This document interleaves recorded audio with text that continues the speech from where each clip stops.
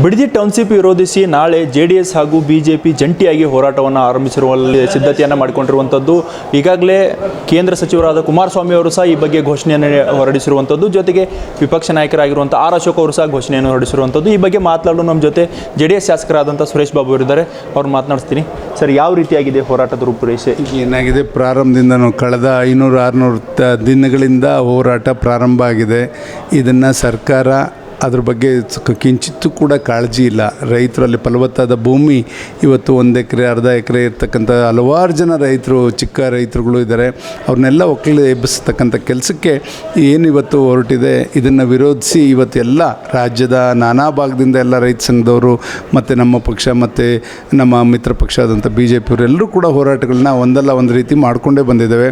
ಇದಕ್ಕೆ ನಾವಲ್ಲದೆ ಅಲ್ಲಿರ್ತಕ್ಕಂಥ ಈಗ ಉಪಮುಖ್ಯಮಂತ್ರಿಗಳು, ಕಂದಾಯ ಸಚಿವರಾದ ಸನ್ಮಾನ್ಯ G. ಪರಮೇಶ್ವರ್ ಅವರು ಕೂಡ ಇದು ರೈತರಿಗೆ ತೊಂದರೆ ಆಗುತ್ತೆ ಅಂದರೆ ಇದನ್ನು ಕೈಗೆತ್ಕೊಳ್ಳೋದು ಅವಶ್ಯಕತೆ ಇಲ್ಲ ಅಂತಕ್ಕಂಥ ಒಂದು ಹೇಳಿಕೆಯನ್ನು ಕೂಡ ಅವರು ಕೊಟ್ಟಿದ್ದಾರೆ. ಮತ್ತು ಪ್ರಿಯಾಂಕಾ ಖರ್ಗೆ ಅವರು ಕೂಡ ಈ ಸರ್ಕಾರ ಬಂದ ಮೇಲೆ ಅವರು ಕೂಡ ಹೇಳಿಕೆ ಕೊಟ್ಟಿರ್ತಕ್ಕಂಥದ್ದು. ಇದೆಲ್ಲ ನಾವು ನೋಡಿದಾಗ ಯಾಕೆ ಇಷ್ಟೊಂದು ಅದ್ರ ಬಗ್ಗೆ ಕಾಳಜಿ ಇಟ್ಕೊಂಡು ಮುಖ್ಯಮಂತ್ರಿಗಳು ಇದಾಗಲೇಬೇಕು ಅಂತಕ್ಕಂಥದ್ದನ್ನ ಏನಕ್ಕೆ ಇಟ್ಕೊಂಡಿದ್ದಾರೆ ಅಂತಕ್ಕಂಥದ್ದು ನಮಗೆಲ್ಲ ಕೂಡ ಸಂಶಯ ಬರ್ತಾ ಇದೆ. ಆದ್ದರಿಂದ ಇದನ್ನು ಕೈ ಬಿಟ್ಟು ಆ ರೈತರನ್ನ ಇವತ್ತು ಅಲ್ಲಿ ಬದುಕಕ್ಕೆ ಬಿಡಿ.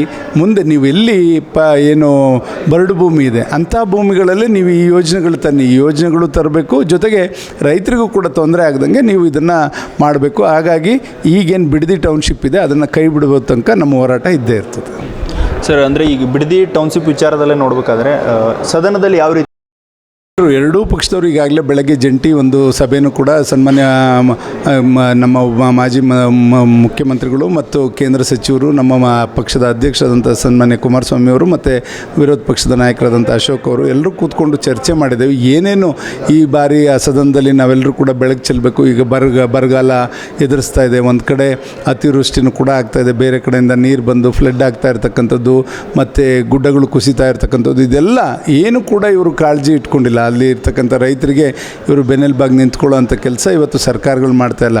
ಕೃಷಿ ಚಟುವಟಿಕೆಗಳು ಶುರುವಾಗಿದೆ, ಕೃಷಿ ಸಚಿವರಿಲ್ಲ. ಶೈಕ್ಷಣಿಕ ಒಂದು ಚಟುವಟಿಕೆ ಪ್ರಾರಂಭ ಆಗಿದೆ, ಮಕ್ಕಳ ವಿದ್ಯಾಭ್ಯಾಸ, ಶಿಕ್ಷಣ ಸಚಿವರಿಲ್ಲ. ಯಾವ ಥರ ತೀರ್ಮಾನಗಳು ತಗೋತಾರೆ ಈ ಸರ್ಕಾರ?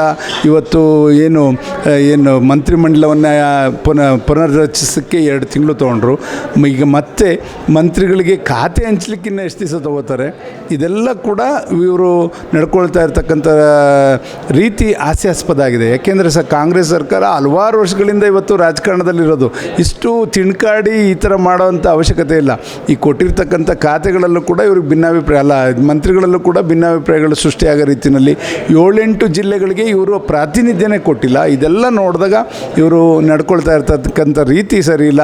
ಅಲ್ಲೂ ಕೂಡ ಯಾರು ಕೂಡ ಸಮಾಧಾನವಾಗಿರ್ತಕ್ಕಂಥದ್ದು ನಾವು ಯಾರು ಕೂಡ ಕಾಣಲಿಕ್ಕೆ ಆಗ್ತಿಲ್ಲ. ಹಿರಿಯರು 40-50 ವರ್ಷಗಳಿಂದ ಇವತ್ತು ಕಾಂಗ್ರೆಸ್ನಲ್ಲಿದ್ದಂಥವರೇ ಇವತ್ತು ಅಸಮಾಧಾನವನ್ನು ವ್ಯಕ್ತಪಡಿಸ್ತಾ ಇರ್ತಕ್ಕಂಥದ್ದನ್ನ ನಾವು ನೋಡಿದಾಗ ಖಂಡಿತ ಇದನ್ನು ಸರಿದೂಗಿಸ್ಲಿಕ್ಕೆ ಇವ್ರ ಕೈಲಿ ಆಗಲ್ಲ ಅಂತಕ್ಕಂಥದ್ದು ಏನೋ ಭಾವನೆ ಈಗಲೇ ಕೂಡ ನಮಗೆ ವ್ಯಕ್ತ ಆಗ್ತಾಯಿದೆ. ಸರ್, ಇನ್ನೊಂದು ವಿಚಾರ ಇದೆ. ಈ ಸಚಿವ ಸಂಪುಟದ ನೀವು ಹೇಳಿದ್ರಿ ಸಚಿವ ಸಂಪುಟದಲ್ಲಿ ಅಸ್ತವ್ಯಸ್ತ ಇದೆ ಅಂತೆ. ಇದೇ ಸಚಿವ ಸಂಪುಟದಲ್ಲಿ ಕಳಂಕಿತರು ಸಚಿವರಾಗಿದ್ದಾರೆ, ಜೊತೆಗೆ ಮಹಿಳಾ ಸಚಿವರೇ ಇಲ್ಲ ಅನ್ನೋ ಆರೋಪಗಳು. ಇವತ್ತು ಮಹಿಳಾ ಸಚಿವರು ಒಬ್ಬರನ್ನ ಮಾಡಿದ್ದಾರೆ, ನೆನ್ನೆ ಮಾಡಿದ್ದಾರೆ. ಹೀಗಾಗಿ ಕಳಂಕಿತರು ಕೂಡ ಇವತ್ತು ಏನು ST ನಿಗಮದ ವಾಲ್ಮೀಕಿ ನಿಗಮದ ಹಗರಣಗಳೆಲ್ಲ ಆಯಿತು ಅಂಥವರು, ಅವರು ಇವತ್ತು ಅವರಿಗೆ ನಿಬಂಧನೆಗಳಿದೆ. ಇಲ್ಲಿಂದ ಇಲ್ಲಿ ಹೋಗಂಗಿಲ್ಲ, ರಾಜ್ಯ ಬಿಟ್ಟು ಹೋಗಂಗಿಲ್ಲ, ಈ ಥರ ಅಂಥವ್ರನ್ನೆಲ್ಲ ಇವರು ಮಂತ್ರಿಗಳು ಮಾಡಿಕೊಂಡು ಹೋಗ್ತಾ ಇರ್ತಕ್ಕಂಥದ್ದು ನೋಡಿದ್ರೆ ಇವರು ಎಲ್ಲಿ ನ್ಯಾಯವನ್ನು ಒದಗಿಸ್ಕೊಡ್ತಾರೆ ಅಂತಕ್ಕಂಥದ್ದು ನಮ್ಮೆಲ್ಲರಿಗೂ ಕೂಡ ಅನುಮಾನ ಇವತ್ತು ಮೂಡ್ತಾ ಇದೆ. ಇವತ್ತು ಇಷ್ಟು ದಿವಸ ಆದರೂ 3 ವರ್ಷ ಆದರೂ ಕೂಡ ವಾಲ್ಮೀಕಿ ನಿಗಮದಿಂದ ಒಂದು ಪೈಸಾ ಹಣನೂ ಕೂಡ ಕೊಡಲಿಕ್ಕೆ ಇವ್ರ ಕೈಲಿ ಸಾಧ್ಯ ಆಗಿಲ್ಲ. ಮತ್ತು ಅಂಥವ್ರನ್ನೇ ಇವ್ರನ್ನ ಮಂತ್ರಿ ಮಾಡ್ಕೊಂಡು ಹೊರಟಿದ್ದಾರೆ ಅಂದರೆ ಇವರು ಹಠ ಹೇಗಿದೆ ಅಂತಕ್ಕಂಥದ್ದು. ಜನಗಳ ಹಿತ ಮುಖ್ಯ ಅಲ್ಲ ಇವ್ರಿಗೆ, ಆ ವ್ಯಕ್ತಿಗಳಿಗೆ ಅವ್ರಿಗೆ ಅಧಿಕಾರ ಕೊಡ್ತಕ್ಕಂಥದ್ದು ಇವ್ರಿಗೆ ಮುಖ್ಯ ಅಂತಕ್ಕಂಥದ್ದು ಕಾಣ್ತಾ ಇದೆ. ಖಂಡಿತ ಆ ಸಮಾಜಕ್ಕೆ ನ್ಯಾಯ ಕೊಡೋದ್ರಲ್ಲಿ ಇವರು ವಿಫಲ ಆಗಿದ್ದಾರೆ ಅಂತ ಹೇಳಲಿಕ್ಕೆ ಬಯಸ್ತಾರೆ. ಎಲ್ರಿಗೂ ಕೂಡ ಅನುಮಾನ ಬಂದಿದೆ. ಈ ಸರ್ಕಾರ 2 ತಿಂಗಳು ವೇಳೆ ಯಾಕೆ ತಗೋತು, ಈಗ ಇವ್ರಿಗೆ ಇರ್ತಕ್ಕಂಥ ಶಾಸಕರಲ್ಲಿ ಯಾರ್ಯಾರಿಗೆ ಯಾವ್ಯಾವ ಸಮಾಜಕ್ಕೆ ಕೊಡಬೇಕು ಅಂತಕ್ಕಂಥದ್ದು ಇವ್ರಿಗೆಲ್ರಿಗೂ ಕೂಡ ಗೊತ್ತಿರ್ತದೆ. ಆದರೆ 2 ತಿಂಗಳು ತೊಗೊಂಡಿದ್ದಂಥದ್ದು ಇವತ್ತು ಇಡೀ ರಾಜ್ಯದ ಜನತೆಗೆ ಅನುಮಾನ ಇದೆ. ಅದನ್ನು ಸ್ಪಷ್ಟೀಕರಿಸಬೇಕು ಮುಖ್ಯಮಂತ್ರಿಗಳು.